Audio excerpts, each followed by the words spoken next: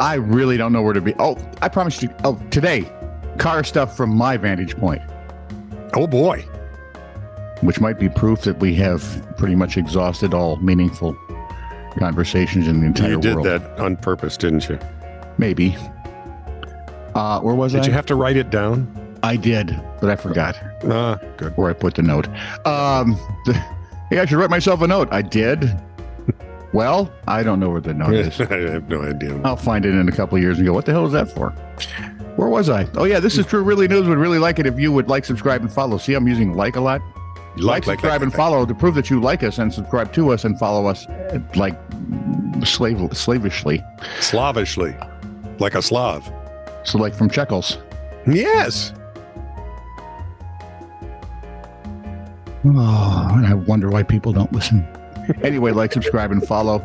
If you have a story we're interested in, TITR@netradio.network. And if you want to leave a comment anywhere you're listening and or watching, feel free to do that because Scott reads all of them because, well, he has no life.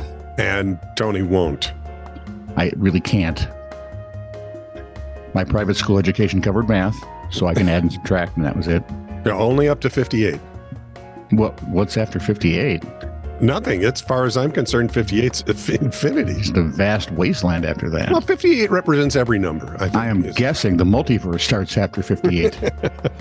This is True Really News with Scott Combs and Tony Vercanis. All the news you're about to hear is true. Really? As far as you know. From Reason.com, the Brickbat file. Dum, dum, dum. While attorney Matt Tucker was in a hospital bed recovering from a stroke. Now, you're going to want to remember this part. He was in a hospital bed. Recovering from a stroke. Got it. Clayton County, Georgia Judge Shauna Rooks Malone, from the land of the three named people. Shauna Rooks Malone was attacking him on national TV on the Law and Crime Network, saying she was going to hold him in contempt for missing court. While he was in a hospital bed, recovering from a stroke. Yes. Tucker was representing a woman in a murder case. Uh-huh. He had a stroke 2 days before the jury selection was supposed to begin. Mm-hmm. Tucker claims his office emailed the judge to let her know. His client told the judge in court about Tucker's medical emergency. You know, the suffering a stroke. That required hospitalization thing? Yeah.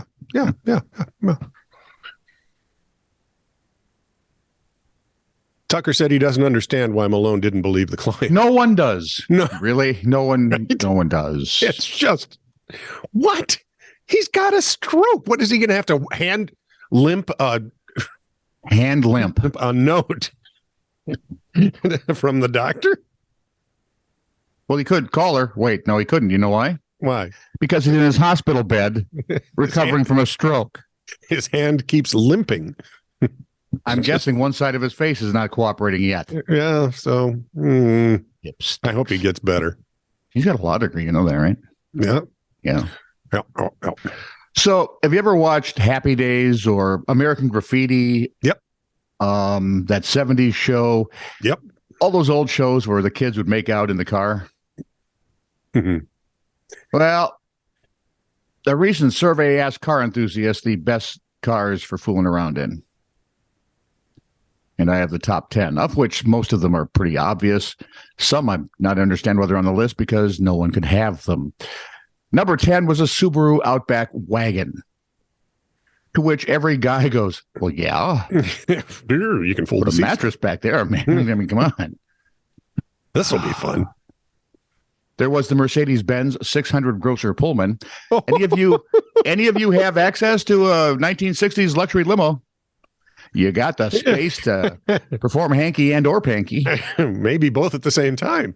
They've got the first generation of the Toyota RAV4. Again, same ideas back there. You can put, a bed, probably a small bar, dance floor. The Jeep Cherokee XJ. See, these are all obvious. Yeah. No one has yet said one of those 1970s Chevy hatchbacks. Let me just take with some of the weird ones. The Dodge Ram, first generation. So you're looking back, what, 70s, 80s? Wow. Yeah. Yeah.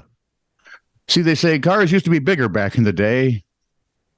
This first iteration is a big pickup with a big cargo bed. So if you're in California or not in Minnesota in the winter, Oh, yeah. hubba hubba, a zoot zoot. Zoot. The ones I really don't understand.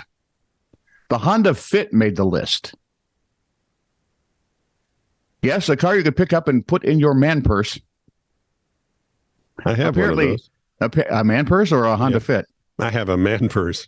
Uh-huh. I use it when I'm going to karate because there's no pockets in my gi. Explains a lot of things. I generally wear clogs with it. Apparently in the Birkenstocks? No, foam. Crocs. Of course, low-end hipster. Both the front and back seats apparently fold down for a nice area to lie down. The ceiling is also surprisingly high. You can read into that what you will. The 2002 Mercury Grand Marquis. Now, this is a bigger vehicle. I get it, right? But it's a car. Yeah. And proves that for those of us who grew up with cars and not trucks, you could still get in trouble. Oh, yeah. So apparently you still can if you're older, although, honestly, I'm wondering why you would, because, with backs being what they are as you get older. Well, my old LeSabre was awesome. Remember my 70s LeSabre when we were in broadcast school?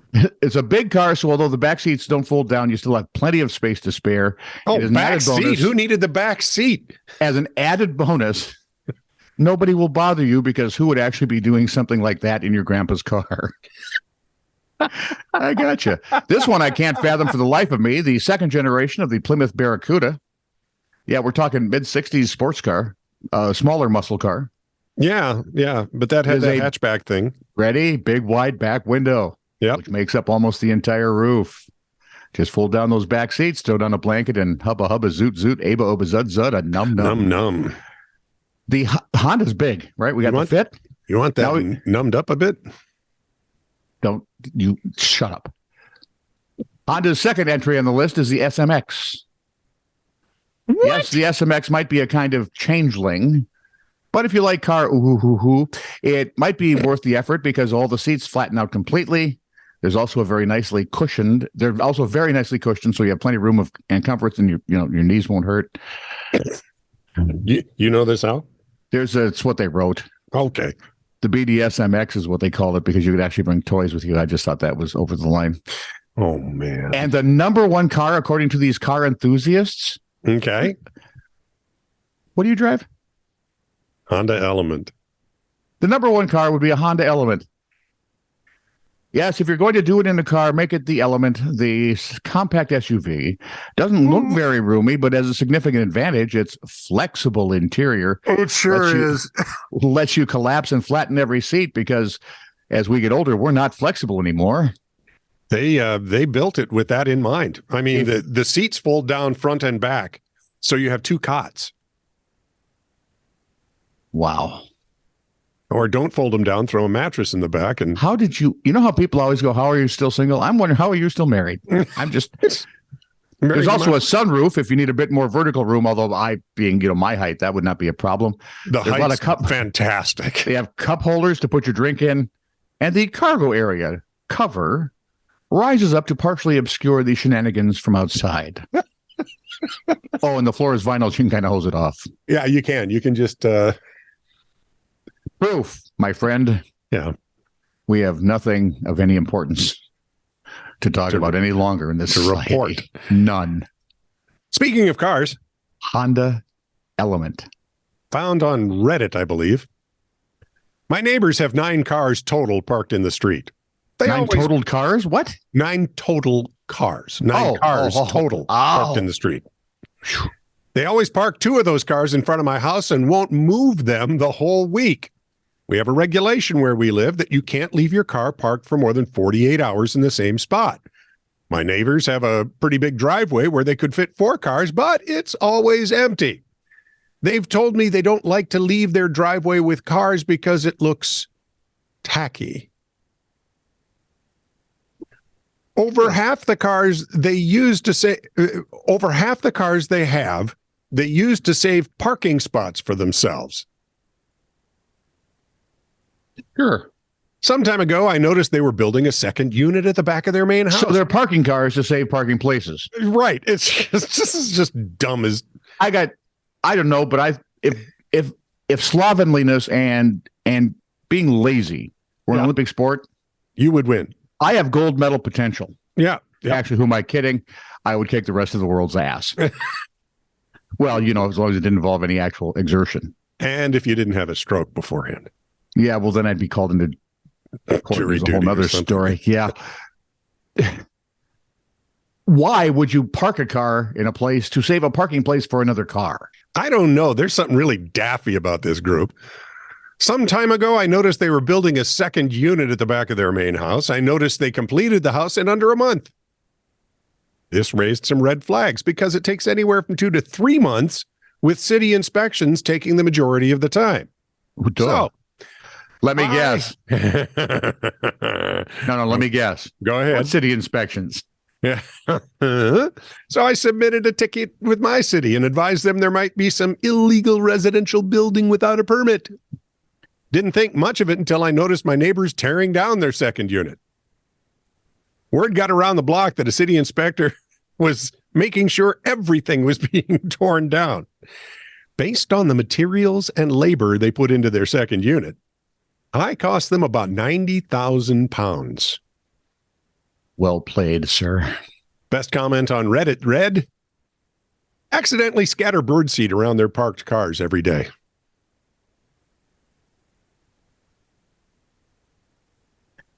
That's why you don't want to be a statue.